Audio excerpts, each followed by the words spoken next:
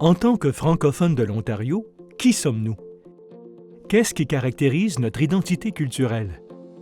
Qu'est-ce qui nous représente? Quels sont nos repères, nos référents? En quoi la croissance de la diversité culturelle transforme-t-elle notre identité? Quelle est l'importance de notre histoire pour notre identité? Et toi, connais-tu l'histoire de l'Ontario français? Est-ce que tes connaissances reflètent celles des jeunes de ton âge? Qui sont les personnages et les personnalités modèles qui représentent le mieux la communauté francophone de l'Ontario?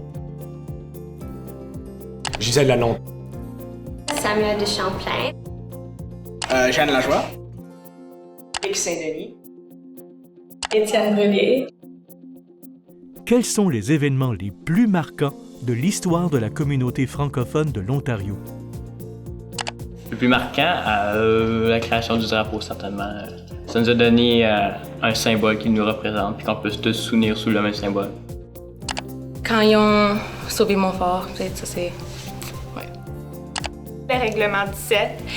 Ça a été une vraiment grande lutte pour nos écoles. Puis je pense qu'on s'en inspire encore aujourd'hui quand on pense à l'éducation qu'on a et aussi à l'éducation qu'on veut avoir. Présentement, on a la lutte pour l'Université franco-ontarienne. Puis je pense qu'on tire vraiment beaucoup de choses du règlement 17 pour être capable de faire avancer notre dossier.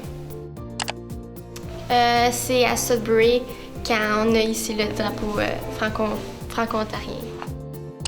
La cause Montfort fermé jamais, étant donné que c'est un des plus grands rassemblements où il y a eu le plus grand nombre de francophones réunis pour débattre une cause. Quels sont les lieux emblématiques de l'histoire de la communauté francophone de l'Ontario? Le lieu le plus symbolique doit être l'Université de Laurentienne à Sudbury, en Ontario. L'hôpital Montfort. Sainte-Marie au pays des Hurons.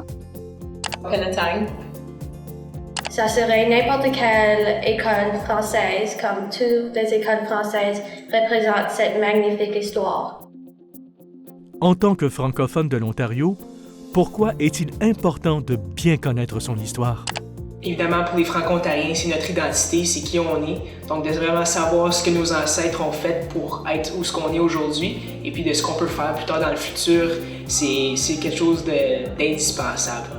C'est super important de connaître l'histoire de l'Ontario français parce que c'est vraiment ça qui fait en sorte qu'on est capable de vraiment comprendre pourquoi on est ici aujourd'hui, pourquoi les choses sont comme elles sont.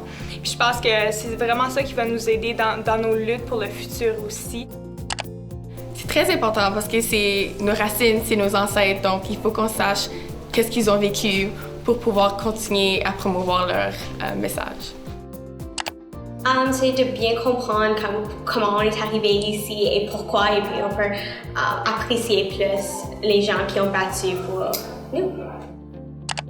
Je trouve que c'est important parce que c'est notre héritage, puis on devrait toujours savoir de où qu'on vient et comment est-ce qu'on est arrivé ici parce qu'on est une minorité, il faut qu'on soit fiers de ça et on peut pas être fiers si on n'a aucune idée comment que ça s'est passé et tous les combats qu'on a réussi, tu sais. Est-ce que nos connaissances de l'histoire sont suffisantes pour assurer l'avenir de la francophonie en Ontario? Sommes-nous en mesure d'apprécier pleinement notre patrimoine? Est-ce que les francophones de l'Ontario devraient connaître davantage leur histoire?